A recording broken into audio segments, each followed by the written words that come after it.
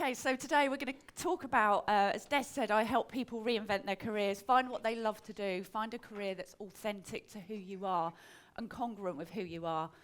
So today I'm going to talk you through some tools and tips and a system that I use with my clients when I'm coaching them to really move from a career or a job that they hate into something that they love. So, thumbs down. Has anyone ever been in a job that you really, really hate? Give me a thumbs down. Yeah. That Monday morning feeling where you don't want to get out of bed. Let's forget that. Shake your shoulders. And who likes surprises? Thumbs up? Okay, so if you stay to the end, I've got a really nice surprise for you at the end of this talk. Now, to start with, to get our brains working on a Sunday morning, I thought I'd give you a quiz. So, can anyone tell me what they think this number represents? Any guesses? Money? No, but I like your thinking. If I were to give you a clue and say it's about time.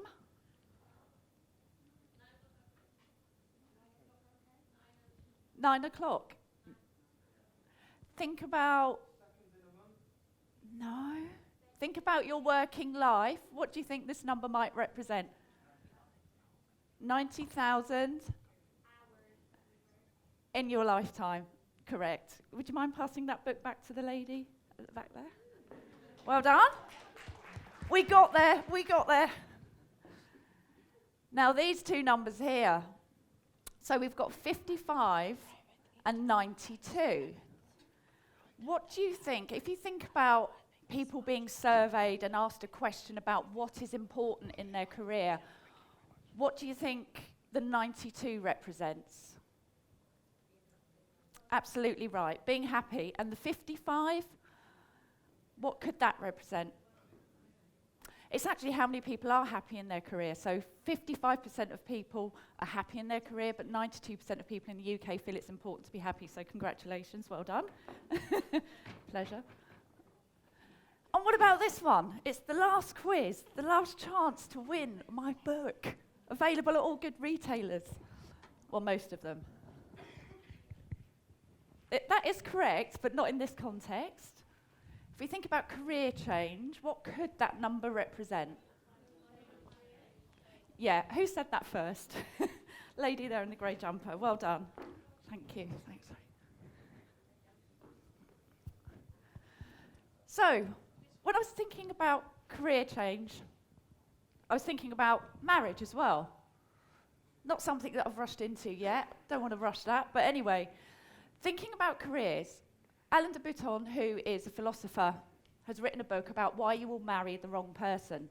And it got me thinking about careers, because you can take that analogy to careers as well. What are the chances of you staying in even the first, third, fifth job in your life, or even your career, and sticking with it?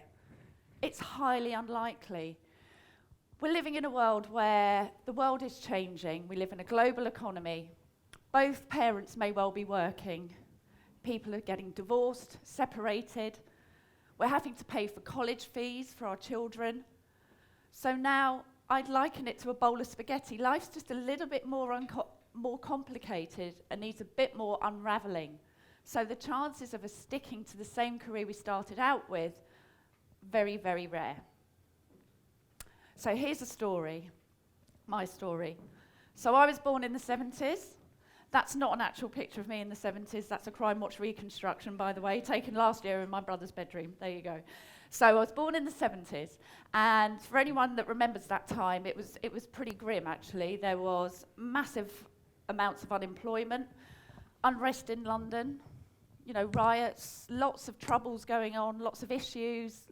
As I say, the country was going through a massive, massive change. And my parents worked really, really hard to feed 4 children, and it was tough. And I saw my parents, like my dad, literally nearly kill himself trying to provide for the family in a very difficult time. It wasn't like how things are today. It was very, very difficult and very challenging. There was a lot of stress and tension at home that was very difficult for me to deal with. But what it did instill, as you know, sometimes our setbacks can become great lessons for us. but what I did learn was the importance of going for what you want, because I saw my parents struggle, I saw my dad get repeatedly hospitalized for different conditions, and I thought, that's not what I want. I have to grab life with both hands, and I'm sure some of you have had experiences like that that have truly shaped your impact on your life and your direction in your life. So I had a bucket list quite early on, and that's what led me to being an air hostess for 6 months in the now defunct Monarch Airlines. That was nothing to do with me, by the way. But yeah, that's me with the obligatory red lipstick. So that was my career. I loved it. It was something I wanted to do. And from that, I moved into the leaning shop. There is my PR shop, a corporate career in PR for 25 years. I ended up on a board, much to, I worked really, really hard at my career. I had a plan. That work ethic that my parents instilled in me really took me forward to going, do you know what? I'm just not satisfied at the moment. I want to keep moving forward. I want to find careers and opportunities that suit me. I moved into PR. I spent 25 years in PR, working on mergers, acquisitions. I ran my own business, freelance work, freelance PR and communications projects. But I did end up on a board really young, and that, at sort of early 30s, so that was a great experience for me. And then in the last 5 years, I've moved into coaching. And one of the things that I'll come on to later is about red threads in our career, because sometimes I think we have the answers within us, but we just need some help sometimes, like a mentor, a buddy, a coach, a really good friend to help surface what it is we really do want from our careers. And sometimes I thought, I've done all sorts of really wacky things in my career. But actually, when I look at it, there's a lot of consistency around liking to help people, being good at dealing in a crisis, communications, airline, working with people that are really overwhelmed, about being able to keep cool in a crisis or a difficult situation, and being very solutions focused. So I can see there's a bit of a red thread between my different careers. But I did have a light bulb moment. And this really came from my own coach. And I was happy in my PR career, successful on paper, as I call it, trapped by my own success in a way, and thinking, do you know what, I'm a bit scared to move, things are going really well here, I don't want to rock the boat. But I had this, what I call a rumbling tummy. When you get something niggling in your gut, an intuition that it's time to make a change. And then that sort of slow rumbling tummy becomes massive hunger pains. That's the example I use. That's how I describe it, because I was standing in front of a photocopier, and I won't tell you the expression that went through my head because it included a swear word, but it was, I can't do this anymore. I need to change my career. And that's when I moved into coaching. Now, some of you may be on different paths, at different stages of that transition, but really listen to what your gut is telling you, because I ignored it for a long time, and I wouldn't want you to do the same. But actually, if you are open to change, that rumbling tummy will erupt into hunger pains until it's like, do you know what, I have to make a change. Now, what on earth has Brad Pitt got to do with a chicken? So this is what I'm talking about, red threads. I just wanted to share some examples of people that have gone through career changes, and really famous, successful people who might be role models for us. Brad Pitt wasn't just any chicken, he was El Pollo Loco. I don't speak Spanish, but that's crazy chicken. But obviously for him, when you read his story, he liked to entertain, he liked acting and performing. Patrick Dempsey, was it McDreamy, I think he's called? No idea why, but anyway, he was a professional juggler. Again, entertainment was in his blood. There are people like Alan Rickman, who, spent many, many years as a graphic designer and just regrets the time it took him to move into acting because he settled for something he didn't enjoy. And I've included Viola Davis here just because she's an amazing role model for me. She's somebody that has really struggled with a tough upbringing. I mean, her and her mother were eating from garbage cans, and I just think you look at that woman's career that's been slowly escalating over the years to winning Oscars.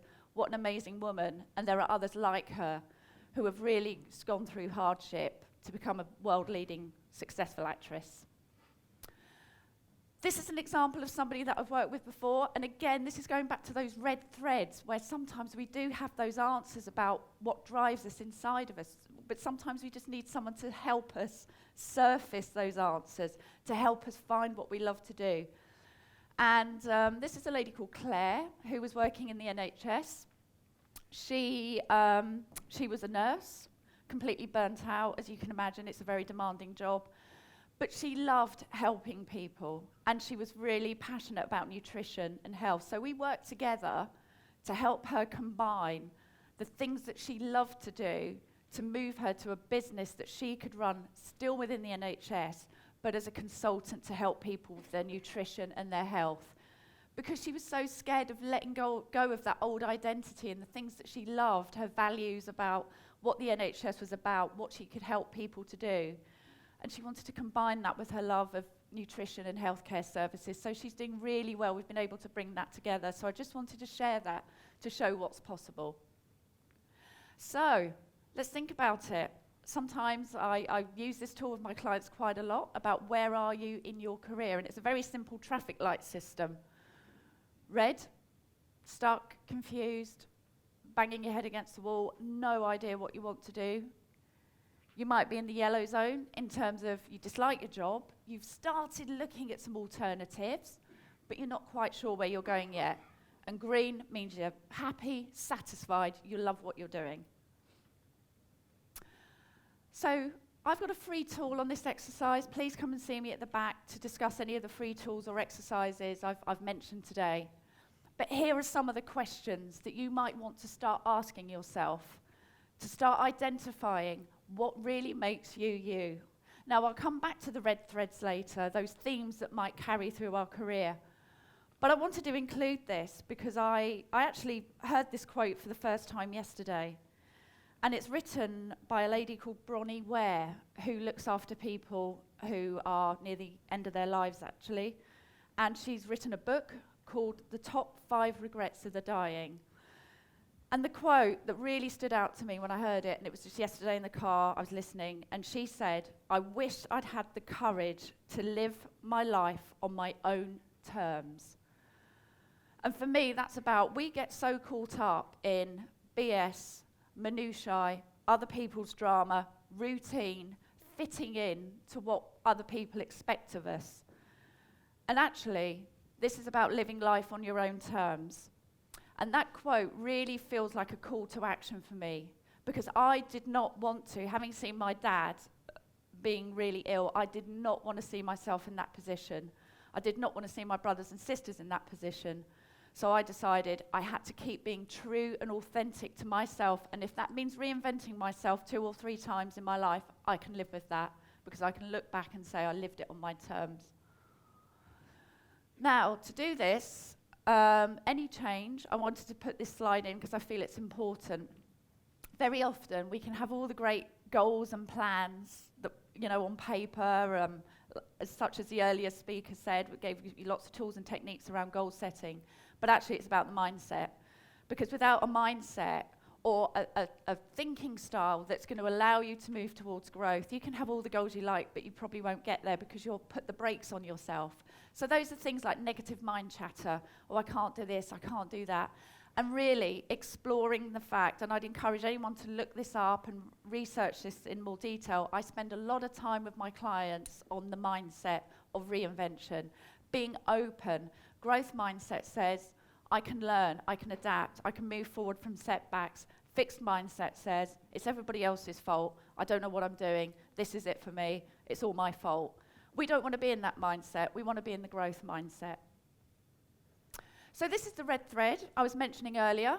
So if you think back to Brad Pitt and his crazy chicken, and some of the other examples I shared, this is a really neat tool that you can start to do. Piece of paper, and have a timeline for the different roles, careers that you've had. You can pop in the different milestones in your life and really write down, okay, what was it about that specific role or that job that I loved? What did I love? What did I really enjoy? What was I good at? What was the feedback that I got? What was the negative feedback that I got? What was the positive feedback that I got? And write it all down across those different jobs. Think about where you were when the time was flying in your career, because for me, when I'm coaching people, when I'm working with people, it doesn't feel like work. It just feels like something I love to do, you know, and ideally I feel that that's what we could all be aiming towards, is to find something that really speaks to who we are. So go back through your history, because you will find some really good nuggets of information there. What was I doing when the time flew? What kind of people was I around? You know, was I around? What kind of work environment was I in? You know, where was I? What part of the world? What kind of activities was I doing? You know, where did I not enjoy myself? I think sometimes learning from those little missteps and mistakes we have is just as important as learning from the successes. So really sort of spend some time doing this, and feel free to get in touch and discuss it with me if you wish, around, you know, what you were doing in your career that really made you happy. And you might find that there are some common themes. So for example, as I mentioned earlier, I mean, what does doing that on an aircraft have to do with coaching or PR work? Well, for a lot of it, it was about keeping cool in a crisis. I quite like the challenge of dealing with complex problems. I don't know why, I wish I didn't, but I do, I just love it. And for me, my PR career was very much about that, as was working for an airline, as you can imagine, and also with coaching, you know, dealing with complex issues that need a lot of working through. So that's kind of one of my red threads, and I'm sure you've got your own examples. These are some of the mistakes that I see people making when I'm coaching them, and actually I wanted to point to number 5, and that relates to the red thread exercise as well, and some of the other pieces I've talked about. We've all got unique talents. You may not believe it. This is where your mindset comes in, to really think about that and be open about what makes me me. If you had to ask your best friend, do you know what, give me 3 words to describe me. I do this with my coaching clients, and every time there's a new answer, there's a different answer. You do have to think about financial planning and having a plan in place if that's important to you. Another key area is about having a plan so that you can follow through on your actions, because we all get very excited at the start of something, but it's about keeping that momentum going and that motivation going. And that's where working with a mentor, a buddy, or a friend, or a coach can help you. So this is my 3R system that I've developed, and I wanted to. Career change and career reinvention can be so overwhelming, particularly in today's world, you know, where we're working longer. I mean, how realistic? It's like that marriage analogy. How realistic is it that we might be with the same person for all of our lives? We might be, but the likelihood is we might not, you know. So it's about looking at your regrouping, rebooting, and reinventing your career. So the 3R system. So a regroup, we look at some of the exercises I've covered today. We really get to the core of what makes you you and what you want from your career at this point in your life. What is authentic to you? What makes you you?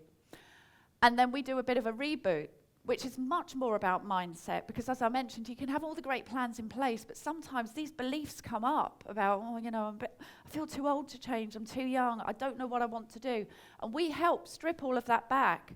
And sometimes our parents, you know, who I'm sure loved us and cared for us, will say things to us like, hurry up, work hard, or just do your best. And sometimes those phrases, while said with love, aren't always very helpful. The amount of people that I've met who said, you know, so what did your parents say to you when you were growing up? Oh, work hard, work hard. And that's great, but it's not the only solution. What about working smart or working in a different way? So we uncover all of these things that are going through your mind. And then we reinvent, we work on a plan to get you where you want to get to in your career. So this is where the traffic light comes back in terms of where are you in your career? Are you at red, stopped at the traffic lights?